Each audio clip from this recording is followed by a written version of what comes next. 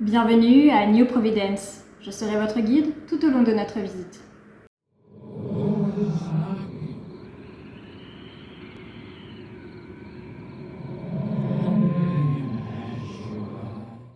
Bienvenue sur ma table. J'espère que vous profitez extrêmement bien des travaux qui se jouent sous ma fenêtre.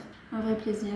J'espère que je pourrai corriger ça au montage, mais de toute façon dans cette vidéo, on reparlera du son. Aujourd'hui, je vous accueille dans ce décor très sobre autour de ma table parce que j'ai un petit peu envie de faire le bilan après un an sur YouTube. Effectivement, ça fait déjà un an que je poste des vidéos toutes les semaines. Et pour que ça soit pas juste du blabla et que vous me regardiez avec un fond triste et blanc derrière moi, j'ai décidé de en même temps faire un paper ghost, c'est comme ça que ça s'appelle, un paper ghost qui m'a été envoyé par un très cher ami, Nosco, dont j'ai déjà parlé sur la chaîne, Bruno Cariou de son vrai nom, qui tient la boutique L'Oiseau Phare sur internet et qui fait plein de petits trucs d'artisanat, surtout du travail de papier pour le moment. Je vous ai montré aussi qu'il m'avait offerte une planche de Ouija Cthulhu. Délice du bruit. Vraiment, j'espère pouvoir corriger ça. Donc voilà, je voulais absolument vous montrer déjà ce travail, le travail de mon ami qui m'a gracieusement offert. En plus, une petite scénette de papier qui représente The Color Out of Space, une de mes nouvelles préférées de Lovecraft. Il fait plein de trucs autour de l'univers de Lovecraft, de création, mais pas que. Je vous laisserai le lien en barre d'infos pour que vous puissiez découvrir par vous-même. Le principe, c'est que je vous parle pendant que je fais du découpage de cette petite chose. C'est pas très long à faire, donc je pense que j'aurai de quoi parler. Après, vous me verrez parler avec un fond blanc très austère. Mais le temps que ça dure, j'ai envie de vous parler de YouTube. Ah oui, et avec mes fidèles ciseaux qui ont je sais pas combien d'années et qui commencent à rendre l'âme, voilà. Je n'ai pas pensé à en racheter pour au moins la vidéo pour que ça soit moins bricolage. Bon après c'est dans le thème, ma chaîne c'est du pur bricolage, tout est fait avec les moyens du bord. Et vous voulez pas voir comment j'accroche mon micro sur la caméra parce que y a du scotch partout, c'est pas très esthétique. Je sais pas par quoi je vais commencer. Qu'est-ce que j'ai envie de vous dire? La chaîne, qu'est-ce que c'est le projet? Bon, le projet, je l'ai déjà présenté dans une vidéo de présentation. Voilà, ça fait un an que je suis sur YouTube. Ça fait un an depuis le 7 août. Voilà, c'était donc, normalement, si vous voyez cette vidéo dans les temps, c'était il y a une semaine, donc le 7 août. Et ça passe vite, ça passe très très vite parce que YouTube, c'est énormément de travail. J'espère que en plus des bruits de travaux, vous n'allez pas avoir le bruit des ciseaux, j'y avais pas pensé sur le coup.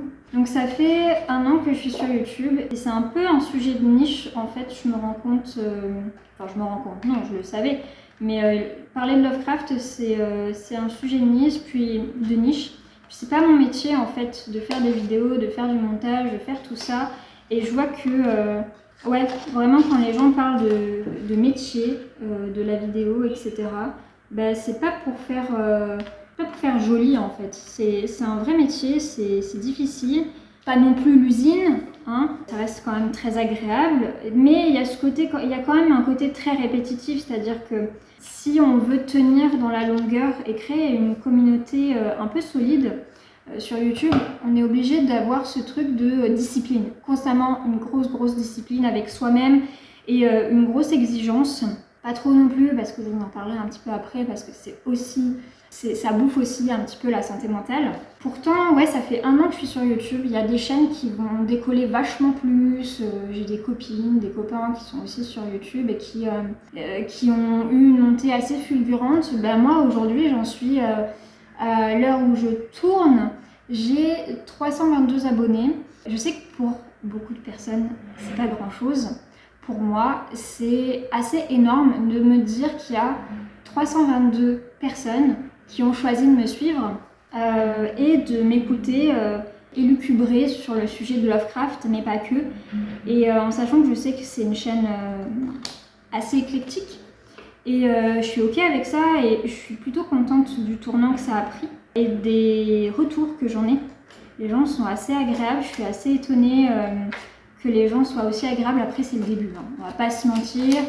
J'ai pas le niveau d'un Squeezie, j'ai pas le niveau d'un Alt 236, j'ai pas le niveau de plein de gens et même de gens qui ont beaucoup moins d'abonnés que ces personnes-là. Clairement pas. Ouais, c'est déjà énorme et je suis fière de moi d'avoir déjà tenu pendant 1 an à faire une vidéo par semaine parce que c'est un travail énorme. Quand vous n'êtes pas formé à ça, c'est un bête de travail. Et je suis contente de ce que ça donne. Alors, il n'y a pas tout qui est parfait, évidemment. Typiquement, j'ai des problèmes de son, il y en aura probablement là aussi. Pourtant, j'ai acheté un micro, contrairement à ce que certains peuvent croire. Mais tout simplement, voilà, c'est pas mon métier, donc j'apprends en fait à régler ces soucis-là au jour le jour. Tous les jours, à toutes les vidéos, c'est toujours un petit peu mieux. Enfin, j'estime que c'est un petit peu mieux, c'est quand même moi qui suis mon propre travail. Et pareil, pour la vidéo, j'aimerais avoir une qualité vidéo vachement plus jolie. Mais arrive la question de la précarité en fait. Je me suis rendu compte pendant 1 an que déjà YouTube c'est énormément de travail, mais c'est aussi un travail qui est pas très ouvert à la précarité. Pas très ouvert à la précarité dans le sens où je filme avec mon téléphone, voilà. Je choisis, ça prend du temps que j'ai du matériel de bonne qualité parce que je le choisis, parce que souvent quand je le choisis, ça reste quand même un investissement donc onéreux et c'est un investissement que je fais sans savoir si ça va porter ses fruits, donc forcément ça coûte cher en fait de faire des vidéos, ça coûte cher. C'est la logique du cinéma, hein. Quand on veut faire du bon cinéma, malheureusement il faut y mettre le prix aussi, même s'il y a beaucoup de très bons cinémas amateurs, c'est pas forcément lui qui perce. Qu'est-ce que j'avais envie de dire aussi par rapport à ça, c'est que c'est pas pour jeter la pierre à ces gens-là, aux gens qui réussissent sur YouTube, mais c'est rarement des personnes qui viennent de milieux pauvres, c'est rarement des personnes qui sont issues du prolétariat, c'est rare, et ceux qui en sont issus, c'est à la force de leur sueur quand même qu'ils construisent un projet de chaîne vidéo, mais aussi c'est de la chance en fait de percer. C'est de la chance, c'est être recommandé par les bonnes personnes au bon moment, se lancer au bon moment, c'est un travail marketing en fait. Est-ce que j'ai tout bien découpé? C'est pas rien. Et même si j'ai pas beaucoup d'abonnés, parce que c'est la réalité, sur ce qui se fait maintenant, je suis vraiment un bébé. Quand même plus de 50 vidéos sur la chaîne. Je trouve ça énorme et je m'en suis pas rendu compte que j'avais tellement abattu tout ce travail en 1 an que seulement quand j'ai dû écrire mes notes pour cette vidéo. Pourquoi j'essaie de découper droit alors qu'il y a du blanc partout? Bref. Donc, c'est le décorum un peu plus personnel. N'hésitez pas à réagir en commentaire pour me dire ce que vous en pensez. Aussi, si vous faites des vidéos, quel est votre parcours, etc. Je serais assez intéressée de voir comment vous le vivez. Personnellement, moi je le vis très très bien. Je trouve que c'est une expérience très très agréable. Je m'épanouis vraiment dans ce truc-là. Et surtout, pour passer au reste de mes notes là, je suis contente en fait de parler de Lovecraft autrement. Je suis contente de parler de Lovecraft d'une manière un petit peu plus casual, un peu moins sérieuse. Alors, à la base, je voulais faire le projet de cette chaîne, c'était un truc ultra rodé. Je voulais tout faire parfaitement, etc. Mais je me suis rendu compte que j'étais vite limitée par mon matériel, malheureusement. Et en fait, j'ai dû drifter, j'ai dû m'adapter en fait. Et c'est intéressant de s'adapter, c'est pas toujours confortable, mais c'est intéressant. Je me suis dit, mais en fait, faut que je fasse un truc plus simple. Il faut que je parle de Lovecraft simplement, parce que c'est un auteur qui est difficile d'accès, je trouve, pour plein de raisons. On en parlera un jour. Et en même temps, c'est tellement passionnant, sa vie, son œuvre, ses amis, proches qui l'ont soutenu et plein de choses en fait. Et je pense que c'est un auteur, même s'il est extrêmement controversé, mais ça aussi on en parlera très très bientôt, c'est important d'en parler avec des mots simples, avec des mots qui donnent envie en fait. Et ça passe pas forcément par des trucs ultra rigides comme j'ai pu faire au début où je voulais vraiment que ça soit carré. J'avais pas du tout confiance en fait en ce que je faisais parce que je me disais c'est nouveau, qu'est-ce que ça va donner, qu'est-ce que je fous là? Et finalement je propose maintenant du contenu un peu plus casual, des quiz par exemple, des sélections qui sont pas forcément de Lovecraft mais qui font partie de l'univers Lovecraftien quand même. J'essaie de rendre ça, ouais en fait c'est un peu une chaîne lifestyle où on parle de Lovecraft parce que c'est intéressant. Et puis on parle pas non plus que ça, on parle de toutes choses qui gravitent autour, comme le jeu de rôle qui a été très marquant. Call of Cthulhu, j'en parlerai aussi.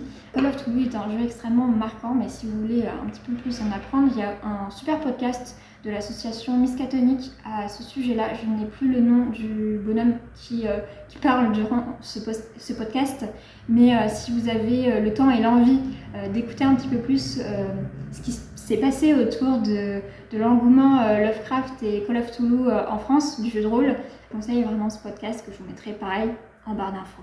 Je me tiens très mal. Aussi, sur cette chaîne, à la base, je voulais parler de mes croyances. Comment dire ?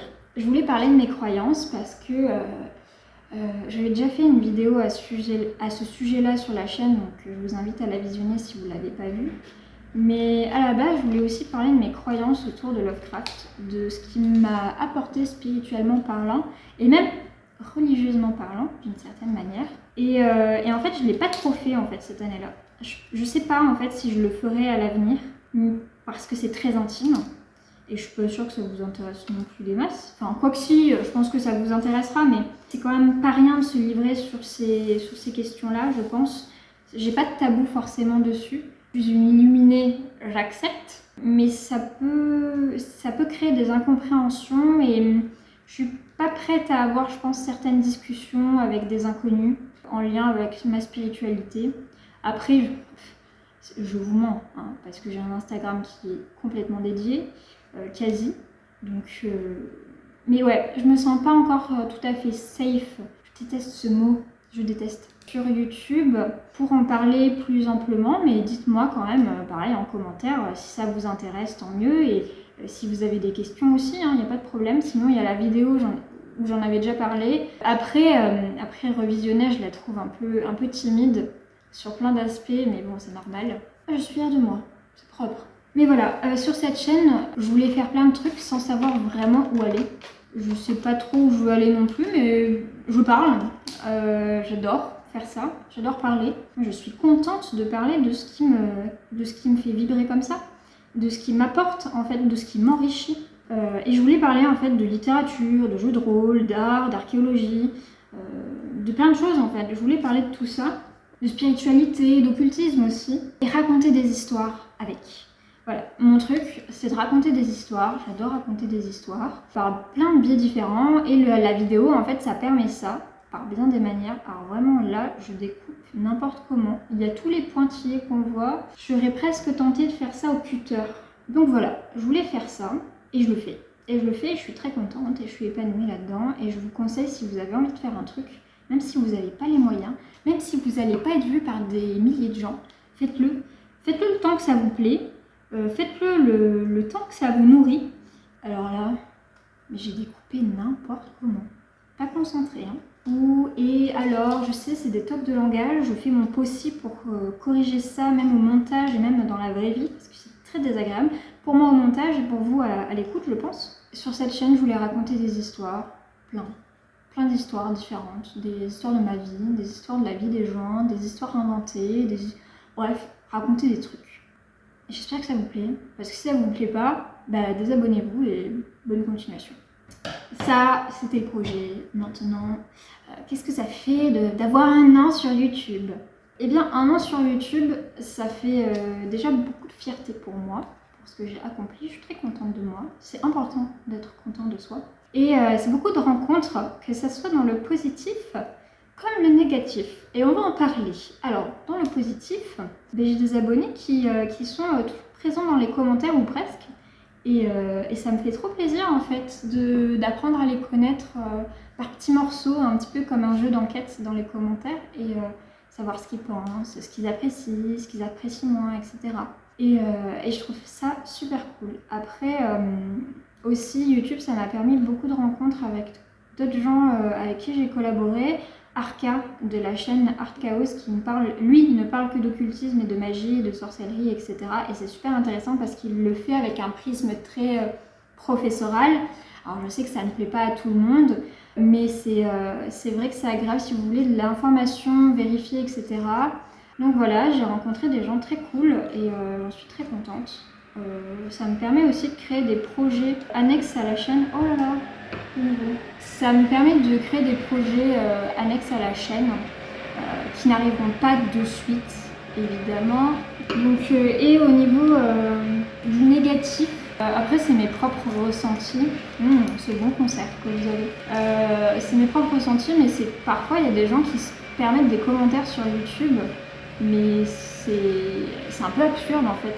C'est des mots qu'on ne prononcerait jamais une personne en face. Peu abject, c'est sous couvert de fausse bienveillance et on vous dit des dingueries en fait. Et vraiment ça me dépasse. C'est un peu féministe washing ce que je vais dire, ou c'est vrai, je sais pas trop.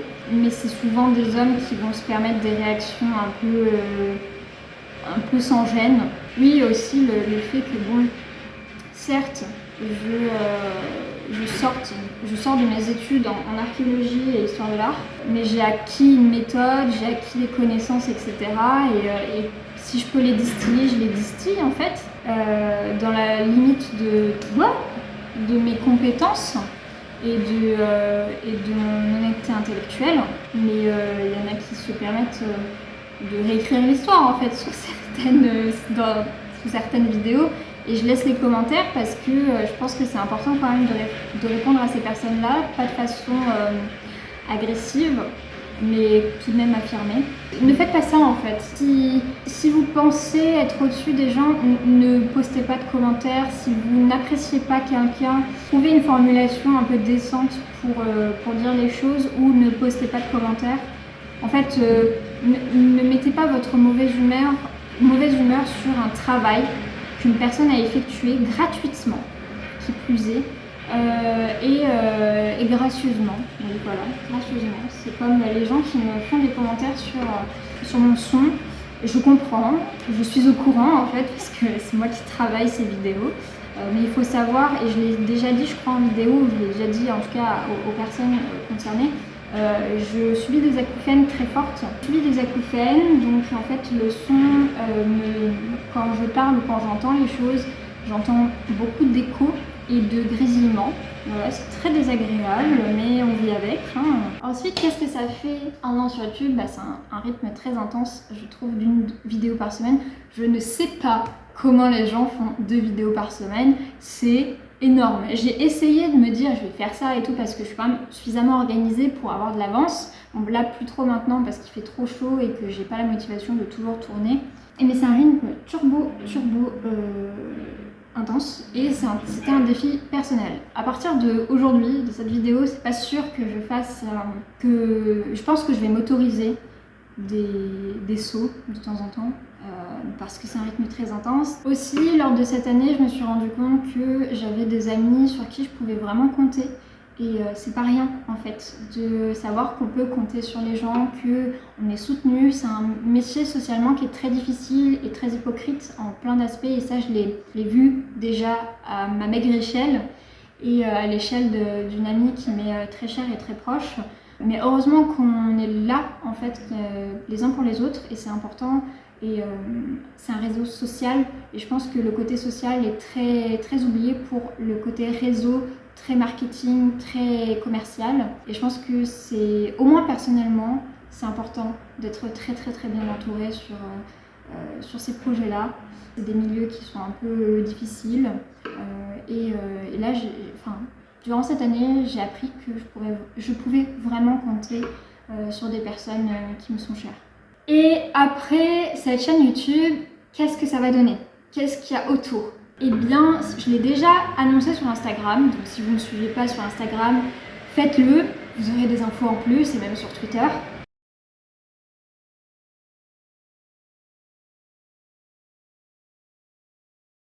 Et on va pouvoir faire la conclusion. J'ai terminé en off la construction parce que j'ai complètement oublié de la faire pendant que je parlais, je me suis perdue, je n'étais pas très concentrée. Donc voilà ce que ça donne, je vous ferai quelques close-up.